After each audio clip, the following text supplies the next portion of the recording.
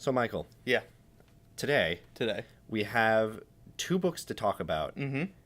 and that's going to take a very long time. Yes, I agree. So, in the interest of saving time, Mhm. I want to propose to you a little friendly challenge. Yes, okay. We have to do our introduction, as we've done for the past 2 weeks, and we will continue to do, Yeah. Mm-hmm. but it usually takes a couple minutes. Mhm. So, I'm going to challenge you Okay. to say the introduction, which is just simply, hello, welcome back to the weekly Undertaking. My name is blank, and Okay. this is blank, Okay. as fast as possible. As Now, fast as remember, this possible. is to save time. Save we time. don't want to drone on this intro for any reason, so let me reiterate. Okay. We have to say it as fast as we can. As quick as possible. Yes, and that saying again is, hello, welcome back to the weekly Undertaking. My name is blank, and this is blank. And this is my partner, blank. Yes. And I think it's important that we keep in mind that our listeners are going to get very bored of the long introductions if we just keep going. We as got to keep it have. short and simple. Short and simple. Can't iterate this enough. Would you Cannot. like to do it first?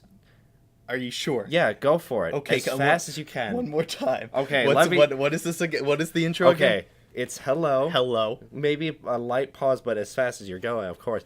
Welcome back to the weekly Undertaking, and as an example, my name is Alex, which it is, and this is Michael. I would say Which hello. it is. Okay, I'll go Yes. first. Okay, do it Right, as fast as you possible. can.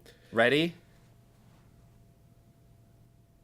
Hello and welcome to the Weekly Undertaking. My name is Michael and this is my partner Alex. Hello. That was pretty good. That was pretty good. That looks to be about 5 seconds on the capture. Yeah, I think people will appreciate that. Okay, Yeah. so I'm going to go now. Okay. Are you ready? I'm ready. Okay. Yep. Done. Wow, that was incredible. Thank you. I actually couldn't even I couldn't understand anything. That was how fast you were going. That's Right. pretty good. Yes. Okay. All right. So we saved a bunch of time. We did. We saved a ton of time. Normally that would have been like a 10-second thing, but we banged it out in look, 5 it seconds. wasn't even 7 seconds. Wasn't even 7 seconds. All said and We're done. incredible. We are very good. So, last week we assigned ourselves books to read, or rather, we told each other What to books yeah we to should read a read. book. So, Michael, which book did you read, or rather, which book did I make you read? I think, as you well know, I read the amazing book, The Subtle Art of Not Giving a Fuck by Mark Manson. And you read? I read Watchmen. Right. By Alan I don't know. Moore. Hang on. Yes. I got the book right here. Mm-hmm. Good. That's good. Be By good. Alan Moore and Dave Gibbons. Gibbons. Gibbons. Also, in the interest of wasting more time, I have a little story to go into. Okay, continue. Because this happened, I feel bad. Okay. I damaged your book a little bit. Oh, God, how dare you. So, well, we have a dartboard. Did you throw a No. dart? Yes. Well, here's what happened. We have a table near the dartboard. I see the table. And yeah. I put the book down on that table, and you know how sometimes darts ricochet off the board for no reason? Yeah, when you throw them badly, that's the reason. No. Yeah. When it hits the metal on the dartboard, it's very rare. Right. Happens once every 3 times. Okay, or so. so you. But it landed on the book. How many did it pierce many pages? Just the first chapter. Oh, that's not that bad, actually. Okay. I like my heart stopped. I was like, no. It's not. I mean, it's not like a hard copy book or anything like No, that. I actually but- spent $0 on that book. All right, I feel less bad now, Yeah, but still, I I'm got it- sorry. I got it in high school. Some kid just accidentally left it on the piano in the theater, and we Oh. were just like, "All right, nobody's claimed it in a week, so I just took it." Wow. Yeah, Wow, I wish I was that lucky. yeah, I was very lucky actually. My friends gave it to me for a as a birthday present. Wow. Now your book is very very pristine. I was very careful not to screw this one up. I bought that on Amazon for like $10. Still, you purchased it, and it's hardcover and everything. It's Yeah, it's rather great. That is indeed a book. It is a book. It is a hardcover book with many pages in between. Mm-hmm. Okay. So, when we were writing this challenge originally, I envisioned it. I don't know how you were envisioning it. That we would discuss the books simultaneously. Like we'd talk about the plot of one and the characters Right. of one. But I'm gonna be honest. I don't think that there's a lot of overlap No. in between the two. I don't think we could have picked 2 more different books. I do agree because Watchmen is a very classic graphic novel, Fictional superheroes, and Mark Manson writes self-help books. So there's not exactly a lot of Not a lot of overlap. can't really read them together. No. So we got to start with one of them. Okay. Who wants to start? Who wants to start? Do you uh, want to start, or would you like me to start? Yeah, which book?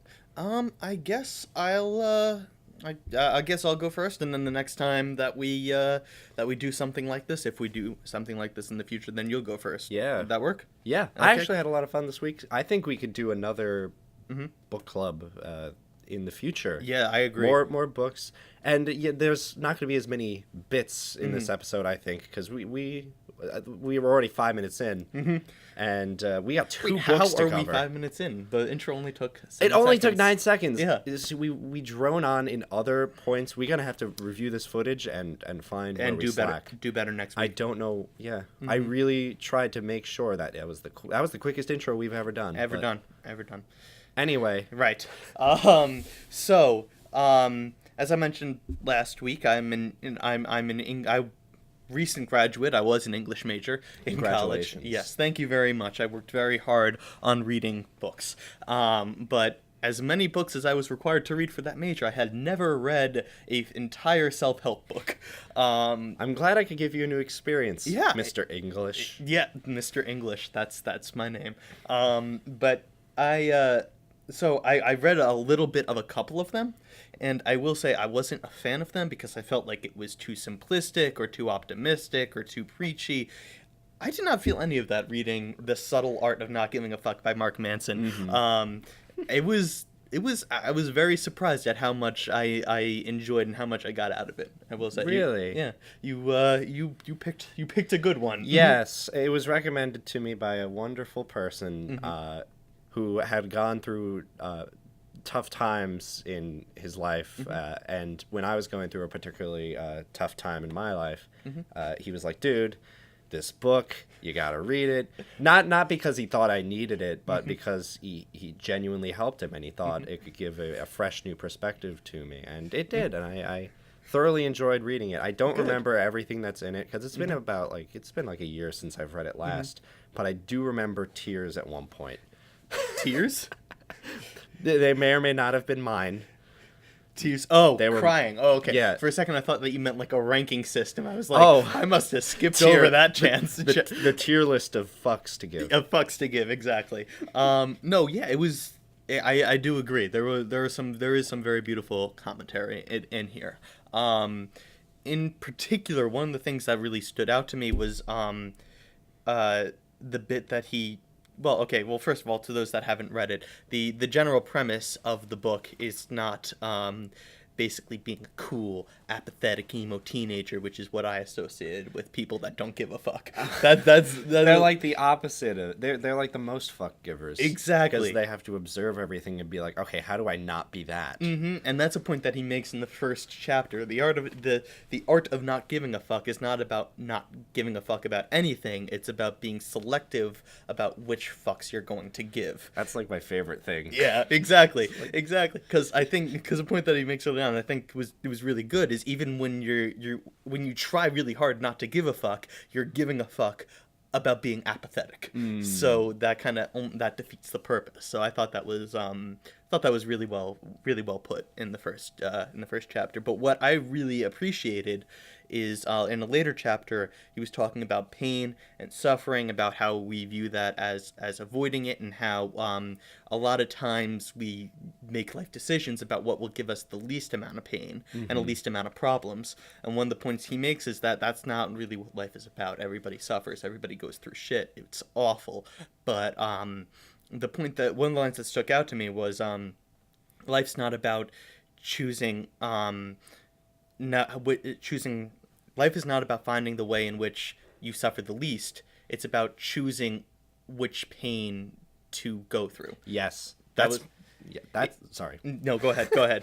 That is my favorite part about that book, is the idea that a life without problems sucks. Exactly. Like, why do you think rich people do stupid shit all the time? Well, because they're rich. Yeah, they literally are just bored and miserable from not having problems. I would imagine. Well, I think that rich people have problems. They're just different problems than the rest of us. That's true. Like I think this might even be an example he used in here. I don't know. I don't remember. But he if you're rich person that spends 100+ hours a week at the office, then you're gonna have problems in your family life. And so again, it's about like what problems are worth fighting. Are you going to worry about your stock portfolio and deal with those problems, or are you going to deal with the problems that getting along with people in a family, getting along with friends, also naturally present themselves? It's like a more broad definition of the term do what you love and you'll never work a day in your life. Exactly.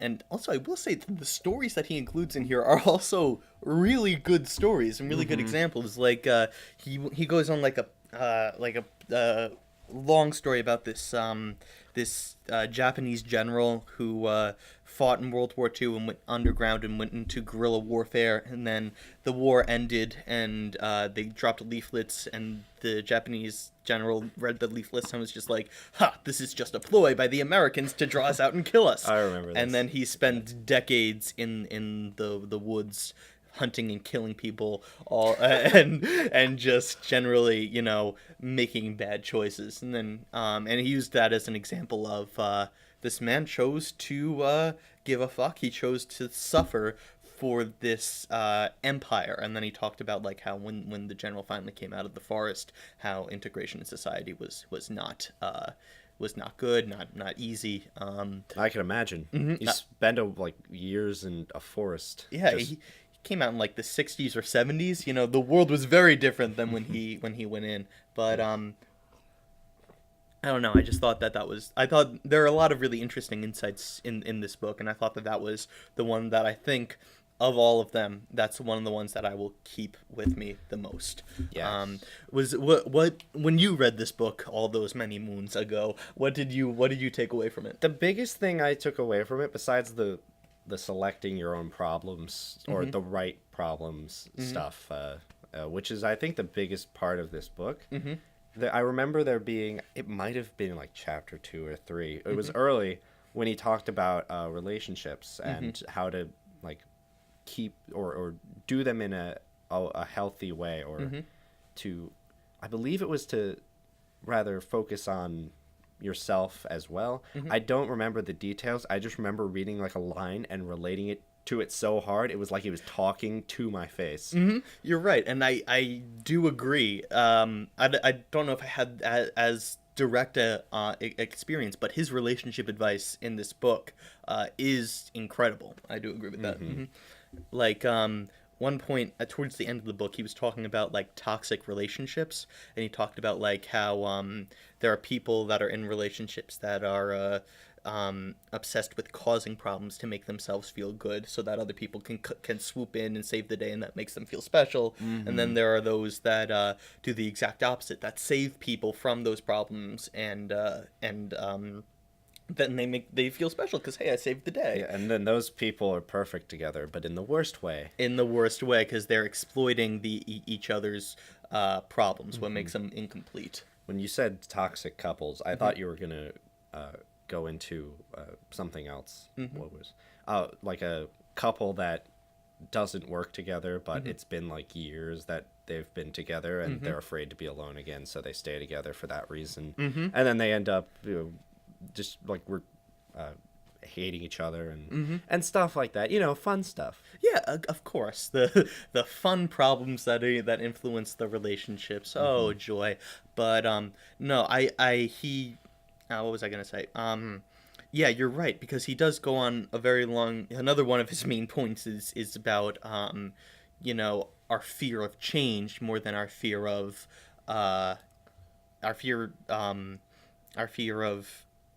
He said something about like changing yourself is harder than is more scary than just sitting in a place an incomplete, disgusting, toxic self. Like he used the example of a party guy who just goes out, whose entire identity, who's partied for years, will just continue going out and getting drunk on the weekends and hooking up with random strangers, even when he's even if he comes to the conclusion of, hey, you know what, maybe I should stop this, maybe I should start a family, he might not do that because his entire identity is wrapped up in in the party scene. So identifying the problem is Mm-hmm. like half, not even half. It's like it's a big part, but it really is. you Mm-hmm. can choose to ignore it or not do anything about it. Right. Like, he says something like, I feel like I'm just quoting the book now. Do it. Quoting the book over and over. But no, I think that the advice that he gives about like if you're a cook and you're a really good cook and you feel good about being a really good cook, you're probably just gonna search out opportunities that will reaffirm that, maybe join a cooking show or something like that.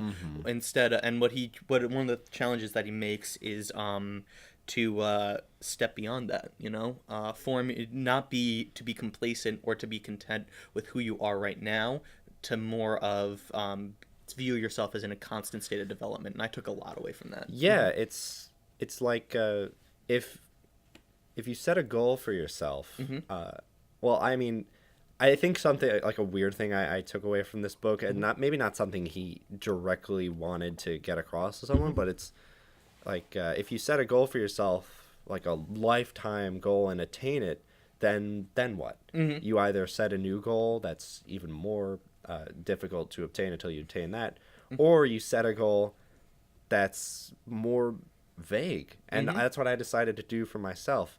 I said, like, instead of going to work for a specific company as a designer, or just doing something specific with a company, working with a company I love, I gave myself the challenge of making sure that whatever I do in this world, it improves the lives of those who experience what I put out there.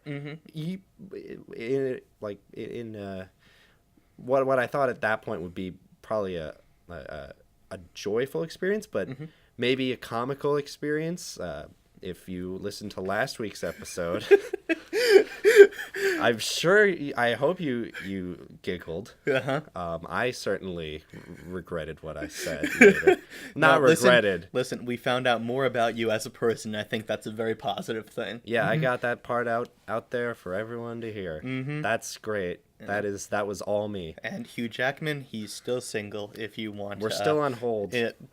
I emailed him. Yeah. Oh, great. Said, hey, sorry. You probably, I'm from this podcast. It just started. No one knows about it, but please. But yeah, no, I think that goal setting is important. I actually found myself on the tail end of that recently. Like I'm a studious individual. Yes. I worked very, very hard in college and in high school and stuff to do the best that I possibly could. And underlying that was I want to get smarter, and that's still kind of what I want to do. But also a more concrete goal that I had for myself that I was really, really wanted to do is I wanted to get summa cum laude, which I actually did very recently, and I'm very congratulations. Thank you. I was very, very happy. I worked Everyone really clap hard. for Mike. Thank you. I'll pause. Okay, that's not that important. But what I was gonna say is, while that was awesome and a great achievement, I'm very proud of myself. When I was actually graduating, it felt a little anticlimactic because it was in the brochure and it said it, but it was an asterisk, and it was great, and I'm very proud of that. But it felt like a little anticlimactic, and so I realized that while I think still getting grades is important because trying hard is important and putting 110% in, maybe I should shift my focus away from getting the title and more towards actually just being better. Well, the title could be like a good goal or a good like reason to try for it, but I don't think it's like it's not a good reward. Exactly. It can't be the sole end game, But that could be like that. But I'm sure they have that to recognize the people who truly worked hard, and to get people who could be that, which is everyone if you try hard enough, to say like, I want that title. I want that recognition, and that maybe they fall in love with knowledge while they do so. Right, and then that can become the next goalpost. You're right. Exactly. Right, but if achieving summa cum laude is the only thing that keeps you going, once you get there, like you said, like Mark Manson said, is like once you get there, now what? Mm-hmm. What comes next? Yes. Yeah. So yeah, I think that's. While I was not one for self-help books, I actually do really recommend The Subtle Art of Not Giving a Fuck by Mark Manson to anybody. I think it's like one of those self-help books that's not really like a self-help book. It's like, here's an idea, and take what you want. Exactly. Anything else you want to say before we move on? We are. Yeah, that went a little long. Yeah, I'm wow. fine. I'm fine if you are. All right, great. Okay. Let's shift like 250 degrees to Watchmen. Right. Why don't you give a brief summary of the plot to all those out there? Okay, so imagine this. So, well, when I first read this, I immediately thought Incredibles, but like super adult Incredibles, where it's like sort of this superhero world, this world where superheroes exist, but in a more realistic sense, in where the imbalance of having these chosen few who are above the law sort of create a not harmony, but like people kind of don't like it. People don't like it when certain individuals get to do whatever they want if they call themselves a hero or they put on funny tights. Basically, that's interesting. I never really thought about the parallels between Watchmen and The Incredibles. Well, before. that's what I thought about. Okay, no, you're right. There is a overlaying theme in both of them. Yeah, I'm sure if I read Watchmen first, I would have seen The Incredibles. I'm like, this is like Watchmen. Yeah, no, you're right. But go ahead. The setting is, I believe it's mostly New York City. Pretty much. Where, in a world where superheroes are basically retired after a law was passed that being super is a no-go unless you work for the government. Yes, which only a few did. Dr. Manhattan and the comedian. Who the whole story starts with the comedian, one of the superheroes, one of the few who is still active, getting brutally murdered. Very. Yeah, he's tossed out a window, and the whole book follows until it is solved. Oh, by the way, there will be a few spoilers for this incredible book. Yeah. Yeah. Go on. I really do want to talk about this wonderful ending, but seriously, if you haven't read this book, I'm just going to give my end spiel right now. Go ahead. Anyone who sort of thinks graphic novels are sort of not in the same ballpark as novels or they're kind of two different entities, go read this book. It's a great introduction to graphic novels. Speaking for someone who's never finished a graphic novel or really read any, I really had a great time. And they used the visuals to convey new ways of storytelling that just text can't do. Right. I'll get into that a little later. And I will say also, I mean, you're 100% right, and we mentioned this last week, but I feel like it's worth reiterating. Time Magazine listed this as one of the 100 best novels of all time. I looked it up. It's won so many awards. It really has. Yeah. If you ever study graphic novels or anything like that in college, you will read this book. Yeah. You probably did read this book if you study graphic novels. True point. You probably already know about it. Yeah. But yeah, it's 30 years old, so don't feel too upset if we spoil it. But go on. Continue. So, where was I? So, the whole book follows a handful of different has-been heroes and a few current heroes. Rorschach is one of my favorites, who is sort of this Batman style, but like gritty Batman, like down in the depths, like the detective. Yeah. Jinx. Oh god. Buy me a soda. So in sync, bitch.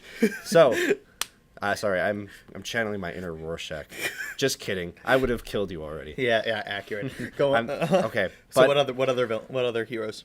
I gotta say, Dr. Manhattan's my favorite, but I also just love. I love that archetype of the godlike being who just kind of is bored with everything and like has no value for anything because there's no more challenge in life. Going back to Mark Manson, without challenge, there's no reason for existence. There is none. This character reminded me a lot of the character Saitama from One Punch Man. I don't know if you've ever seen it. I've seen a couple episodes. You're right. Mm-hmm. Yes, and it's sort of the same idea where it's like, what do you do when you can do anything? I will say, though, One Punch Man is significantly more lighthearted about it than Watchmen is. Yeah. Well, I think Watchmen's more of a satire, and One Punch Man's more like a parody of its of what it portrays. I agree. But going back to that, so basically the whole world is just like it's 1985, and the whole world's just about to like Cold get War. fucked. Yeah, exactly. Like, everyone thinks we're all gonna die. World War III, nuclear detonation. Yeah, and everyone's starting to like believe that the only reason that's not happening, the only reason the Russians are going for it, is because the U.S. has Dr. Manhattan, who could literally kill everyone if he wanted to. Right. It cannot be emphasized enough how overpowered Dr. Manhattan is.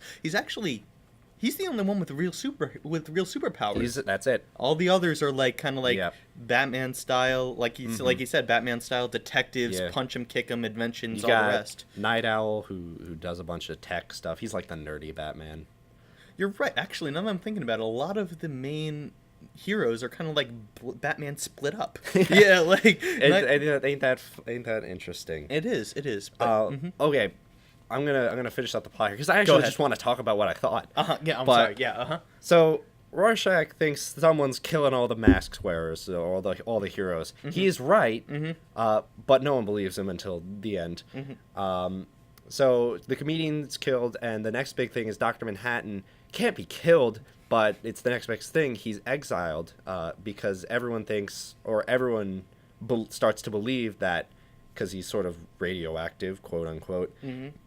That he gives everyone cancer, or when he's around people, they can contract cancer from him. Correct. Which I don't think it was ever proven true. I think that was just like a rumor that was started. There was a lot of correlation, but the causation was never proven. Okay, so that's good. I don't think it was true. I mean, he's a god. He could probably cure cancer if he wanted to. He definitely could. Yeah, and honestly, the only way to write like a good like god character is because like if he could do anything, then a lot of plot holes could emerge. But like the best reason to be like, why didn't he, like they addressed it in the book, like Dr. Manhattan was like, I think it was with the comedian, he was like saying like, don't shoot this person who he was mad at, and he shot her, and the comedian's like, you could have stopped me, you just don't give a shit about like humans, and like that's it, he just doesn't care. Yeah, he's very obsessed. Okay, so I'll let you finish, but there's a very big thing about like Dr. Manhattan's very obsessed with fate, and even though he can see the future, he cannot do anything to stop the future from happening, or does he choose not to? It's never clear. That's my favorite like line of the book was he was talking to Laurie on Mars, where he goes to be exiled, and he's like, I know you're about to tell me that you started sleeping with Dan, and I get very mad about it. And Laurie's like, how do you know about that? And he's like, I don't know about it yet. You're about to tell me. and then a page later, she's like, wow, that reminds me of when I was sleeping with Dan. You're sleeping with Dan? You knew that. Yeah. Like, wow, that's wonderful. Yeah, that was a good moment. I agree. But continue your summary, and then we'll get to the All right. So anyway, at the end of the book, it's revealed, what's his name? He has a very complicated name. Ozymandias. Ozymandias. Yeah, sorry for not remembering that one. Ozymandias, one of the heroes and the smartest man on Earth. Whatever. Was behind killing and exiling Dr. Manhattan and killing all the heroes. And his plan was to kill half of New York and plant this fake alien creature that he created and sort of give all the world one common enemy so we all team up, which, look, I don't think that's a bad idea. Like, besides the death of 4 million people, that's a little part. But just say, when aliens come, we're all going to put our differences aside and be like, we got to deal with this shit first. You're right. And again, I guess these aren't so different because I'm going to reference Mark Manson. They make the idea, maybe we should, it makes the point of like, maybe we shouldn't give a fuck about all these different petty disputes. Because one day aliens are just going to try and kill us all, And right? then we need to stand together. Exactly. Yeah, Mhm. and another one of my favorite, like, genre-defying things that happen in this novel is Xenomorph's viewing out his plan to Rorschach and the Night Owl, and they're like, we will never let you Xenomorph? get a... Xenomorph. Oh my god. That's the alien from Alien. No, you mean Ozymandias. Ozymandias. Yeah. Uh-huh. Xenomorph. Well, we're talking aliens now. Yeah, Well, exactly. Ozymandias he's spilling his plan to Night Owl and Rorschach, and they're like, we'll never let you get away with this. We'll stop you. And he's like, you think I'd just spiel my plan before doing it? It happened a half hour ago. Yeah. And it was just like cut to like 4 million people dead. Exactly. Which is depressing, but like he's the smartest man in the world, so I would have really been mad is. if it wasn't that way. I agree. Okay, and what was your general impressions of this? We got a little bit of it, but more do you want to say more explicitly? Mm-hmm. Well, I think this book does a great job in tackling the tropes of what's wrong with a lot of superhero stories and a lot of comic books, which I think is what a good satire does. The villain has a motive that makes sense, not just doesn't want money. Not just is evil for the sake of being Yeah, evil. he wants to be this like the hero. memorable figure who's remembered throughout time, who saved the world. He wants to be Ozymandias, King of Kings. Yes. Which is actually a reference to a Percy Shelley poem entitled Ozymandias. But yeah. Oh. Yeah, Yeah. it's a literary reference. I Also, think I remember reading like a quote from that in the book. They do put that in there. Yes. Yeah. Mm-hmm. But I loved this book. I've never really read a graphic. I read The Walking Dead, a little, like half of the first compendium. Mm-hmm. Well, that's still I guess that kind of is a graphic novel when you read it in the compendium. Yeah, I don't know. Okay, It's a graphic novel to me. You're right. It is because you're not reading it in the serialized way that it was. So Produced. yeah, I've never really read a graphic novel then really at all, and like what I've read after I read the book, I read some reviews online of what the world thinks of this book, and one of the things that constantly it gets described at is. Oh, I really had to burp there for a second. I'm so sorry. You're fine. As Let it fly. as redefining the comic book and graphic novel genre as a whole. And I sort of get what they mean by that because I mentioned it earlier. The way that this book uses storytelling, it can't be done without imagery. Like there are a few scenes where there's like a speech going on between or from one character, and it's interlaced with panels for the other two other characters doing something completely different that relates to the speech, which can be done and has been done in movies. But this is a book, ladies and gentlemen, and others. This is a fucking book. There is no cutaways in this. You can't do that in a novel. You can't overlay it, but you can over here. That's a good point. Yes. So for anyone out there, I'm just gonna wrap up here because we're starting to get a little late. We're like almost 33. I just want to. We can. Okay. Go Unless ahead. you, yeah, but to wrap up here, I think this is a great book, like I said earlier, for people who love to read but maybe don't really take graphic novels seriously or associate them with children, which is what it was for a long time until Watchmen happened. Until Watchmen. And then everything changed. Until Alan Moore, really. He also wrote The Killing Joke, but yeah. Oh, he wrote The Killing Joke? He wrote The Killing Joke. I've wanted to read / watch that. That's a good one. But yeah, I loved this book. I'm probably going to buy my own that doesn't have a dart puncture in it. Yeah, thanks for that. No. Yeah, you're welcome. This one's yours. Great. Well, you can take a free shot at the subtle art. I don't know if a dart will be able to pierce it, but go ahead. But yeah, read this. It'll change your whole world and perspective. It's a good story. No. I loved it. Mike kept telling me throughout the week that the ending's the best part, and yeah, Really I is. agree. Really is. There were some points in this book where I'm like, where is this possibly going? And then it was like, oh, okay. It's oh my god, there's so many things I want to say. You can keep going. We can go a little bit late. It's a superhero story, but it's not focused on the action. It's well established that these characters are capable of kicking ass, and maybe it's even like maybe that's what you're here to see. But it's like no, these characters like they they explore the complexity of the characters instead of just punching and kicking. There is a lot of punching and kicking. There is a good amount of punching and kicking, but it serves a purpose. Like, the only time that I think we see punching and kicking is when it proves a part of the person's character. Like, you know, we see Night Owl and whatever the superhero name of Lori is. I forget. I forget too. Yeah. It's something kind of standard. Exactly. But they kick ass when shortly after they start talking about reliving the old days. Rorschach goes on a killing spree in the prison once he, which is badass as hell. It's one of my favorite. It's also like, I mean, does he have a choice? He's gonna die if he doesn't. Exactly. That's just getting into the. But he does that after he kills all the mob bosses and stuff.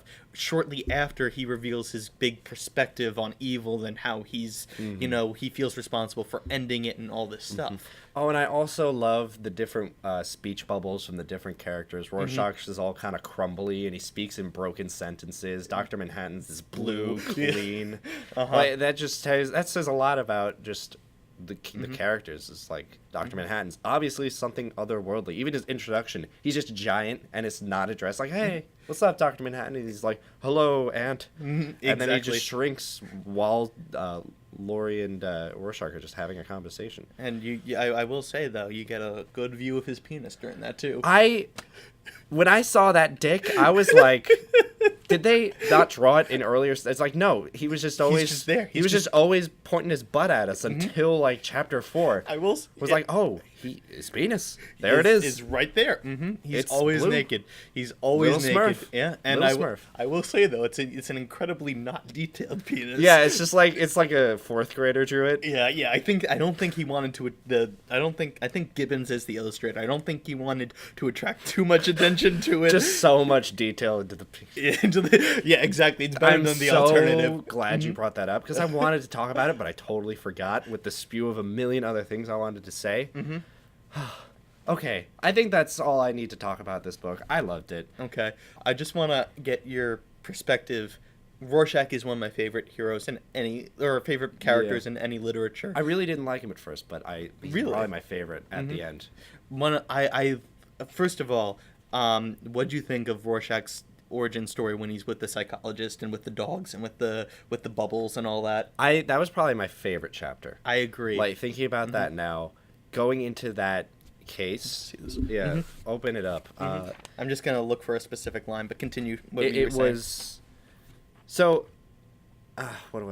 So it's like he's with a psychiatrist and he's showing him the Rorschach ink blot tests, and in the beginning he's just lying to what he sees. Like, he sees a dog with its head split open in one picture, and then he just says it's like a flower or something. Exactly. Just so he hears what he wants. Just so the psychiatrist hears what he wants to hear. Because he's done this a million times, you could tell. It's like, he's going to leave me alone if I just tell him what he wants to hear.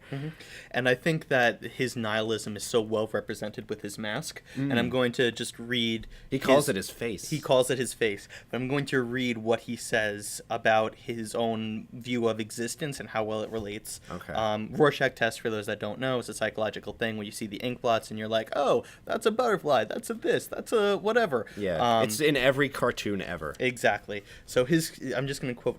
this is Rorschach speaking. Existence is random, has no pattern save what we imagine after staring it for too long. No meaning save what we choose to impose. And when I read that line, that floored me. That floored. Justified nihilism is so great, which is very different than Dr. Manhattan's nihilism, which is basically like, I'm super powerful, I don't give a fuck. Yeah, they're two completely different people who kind of have a similar outlook. Nothing matters. Although Rorschach kind of cares. He cares about the truth, and Dr. Manhattan, in the end at least, cares about life. Life. And that's interesting, because I never knew what to make of it. We talked earlier about, like, Dr. Manhattan's very obsessed with fate. Everything has a purpose. Everything will happen, but it doesn't matter. Everything's going to end in the end. But despite the two nihilisms from Rorschach and Dr. Manhattan, In the end, Dr. Manhattan kills Rorschach, and I never understood what to Spoiler do with alert. that. Yeah, sorry. We gave it to him in the beginning. But still, that was like the coolest scene. It was. Spoiler alert. I apologize. So I never knew what to do with that. But you're right. The emphasis. I guess they choose different values relating back to Mark Manson. But they choose different values about like Dr. Manhattan views life above everything, and Rorschach views truth and justice over everything, which is an interesting thing from people who don't believe anything matters. Yeah, it's fascinating to me, and really is. I there's a part of me that really wishes that we had people like that to see how they'd they'd act in the real world. Yeah. But We should probably watch the movie. I haven't seen the movie. I want to watch it right now. Let's do it. Dude, Yeah. I saw like a clip from it. I was like, oh, I know him. I know him. I know him. I know her. Yeah. But yeah, I heard it wasn't that good. I haven't seen it, so I want to can't see say. it. I want to see it now. All right. Yeah, definitely. I think we should wrap this up. Oh yeah, I agree. I definitely. We're 40 agree. minutes in. Let's call it. You're probably tired of hearing about books you may or may not have read. Read the 2 books. Yeah, they're both great. They're both different, but apparently they're also the same. The ideologies kind of line up, maybe. They have crossover points. Yeah, it's cool. Anyway, Yeah, let's over pick. to the pick and bucket. Pick and bucket. Michael, do you want to do the honors this week? I shall. I don't think it could be worse than last week. Than last week. Don't look. I didn't look. Okay. They're all folded up. Don't worry. All right. Oh, thank God. Yeah. This one is go out and play. We will play at least 3 sports and watch at least 3 sports. We must do at least one every day, and more respect if you've never played or watched the sport. This is a great one considering the World Cup final is tomorrow. Yes. Oh my God. I was just thinking that. Want to watch the World Cup Yeah, final let's tomorrow? do it. Let's do it. Yeah. Oh, okay, great. I have a lot to do this week, but I think we should do a bunch of sports together this week if we can. That's the plan. That's the challenge. Yes. All right. So as always, if you have any suggestions for challenges that we should do, please email them to us at itstheoxymorons@gmail.com. That is correct. Oh, and also, you should totally do this challenge with us. Absolutely. Like it's fun. Go outside and play sports. Try new things. Go play curling. I want to do curling. I don't know if we have the ice to play curling. We can go to Atlantis. Canada. Atlantis? Canada. Okay. Yeah, we'll go what to I Canada meant to say. Explicitly to find a curling field. But again, so the challenge is we'll play a sport every day. We experience sports every day. We play at least 3, watch at least 3, and then the last day is either or. Either or. And you can do more than one a day, sure. Yeah, exactly. So that's our challenge. Anything else you would like to say? No, do the outro because I still don't remember it. All right. Thank you very much for listening. And as always, try something new and don't forget to challenge yourself and challenge try yourself. new. And I'll learn it eventually. It's lying. my thing. I was lying. I did remember it. I just wanted to. I was being nice. All right. Well, I don't give a fuck. Bye. Bye.